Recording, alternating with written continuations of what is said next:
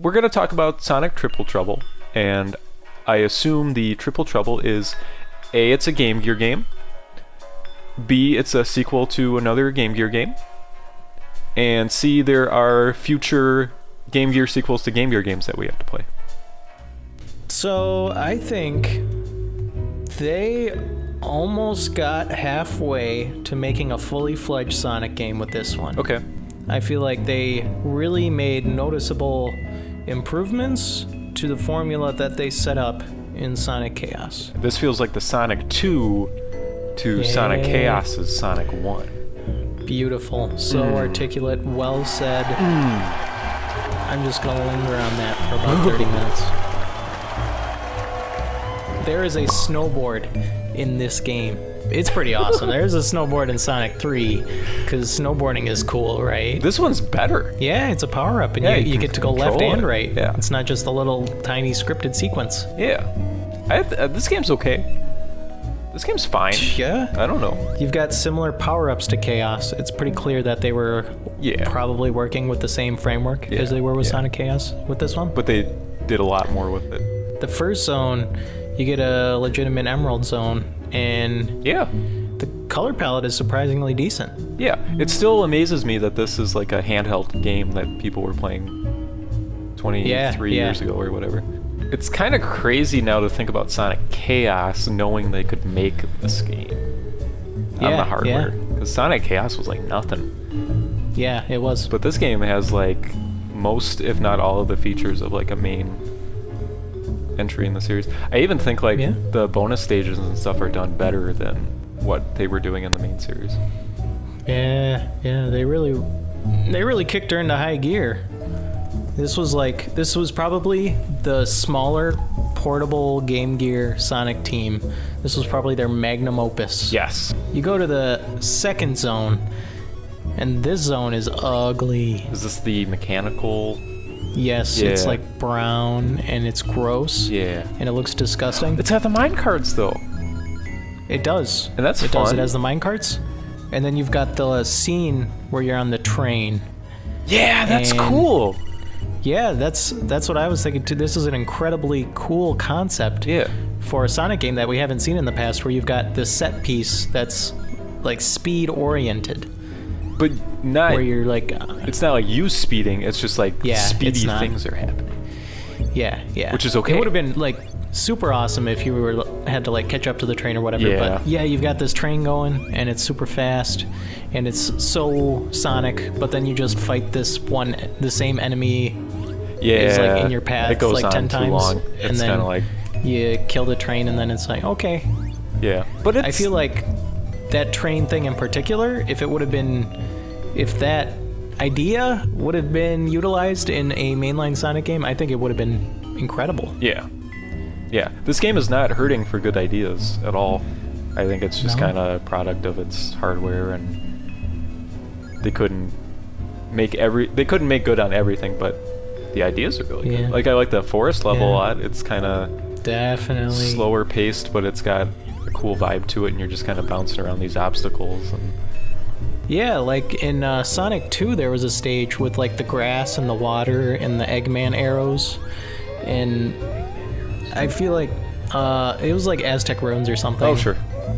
And I felt like that one was probably giving off the most forest vibes that I've gotten out of any of the Sonic games. Yeah. But this one had the like jungle aesthetic, and it was really lush green. I was very surprised by that too. It looked surprisingly good. It's got like quicksand and like it's not just like a tile set. It's like there's actual parts that feel jungle-y to it. Yeah. It's cool. And I felt like the levels took a bit longer than they did in Sonic Chaos also. I feel like they fleshed out the levels a little bit more. Yeah, it was more satisfying. That might have just been completely psychological, but no, I don't know. It definitely felt like there was more going on. Like the ice levels are kind of like a maze almost, and you have to. I forget there was like some kind of obstacle they kind of throw in your way there. There's a lot of like in the ice. Yeah, there's these like icicle things that you have to break or something. Yeah, like these ice walls. You can fall through the snow, and they kind of trap you in some kind of interesting ways there. Yeah.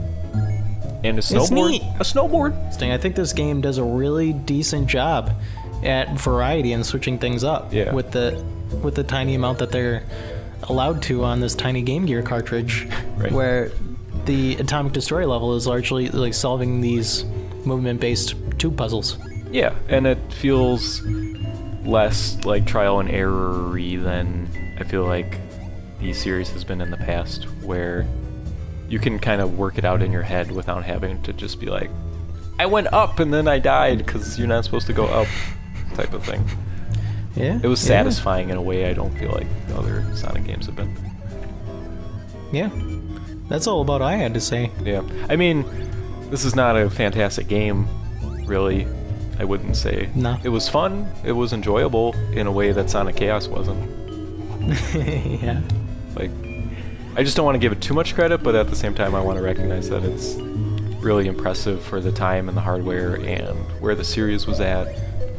Definitely.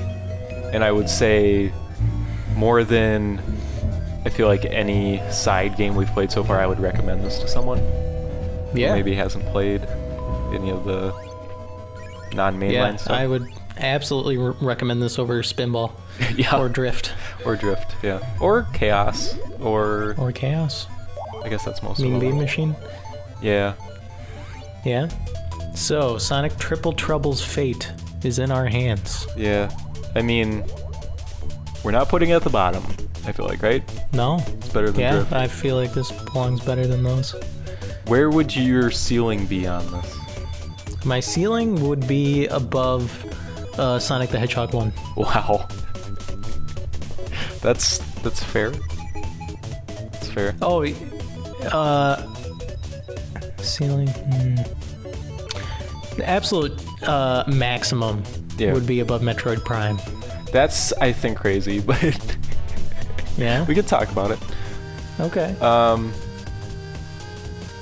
I guess I was impressed with it in a way it wasn't with Metroid Prime, which is fair.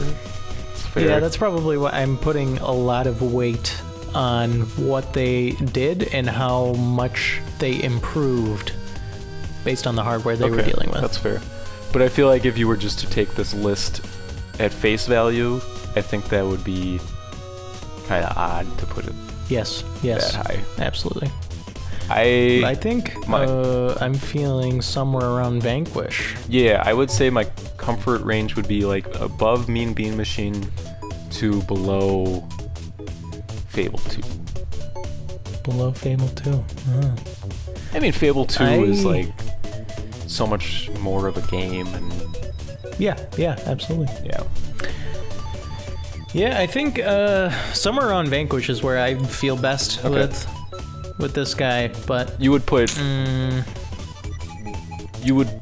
because I could see putting this above the first Sonic. Yeah.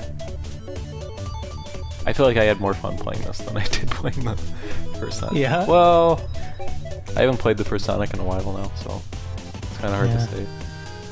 There's also, what was it, the gem stage. There's a gem stage in Sonic Triple Trouble. Yeah. That is largely underwater. Oh. It was my least favorite part of Sonic Triple Trouble.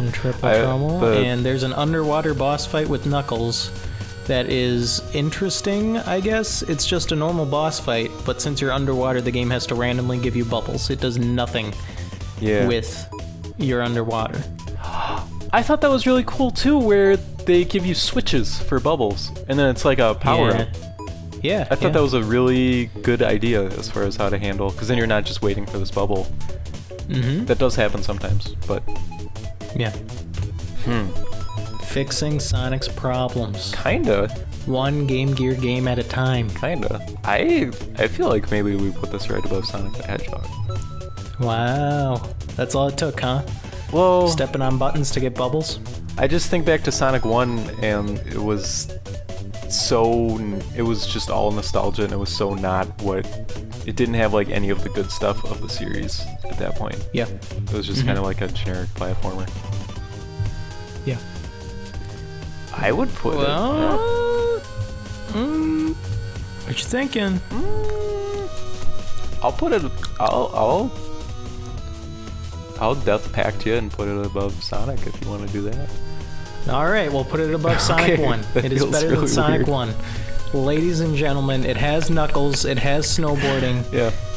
It is the coolest Sonic since So far. Sonic, the Mean Bean Machine. Yep. That's right. Since Sonic 3 and Knuckles, this is the coolest Sonic game. That's so weird.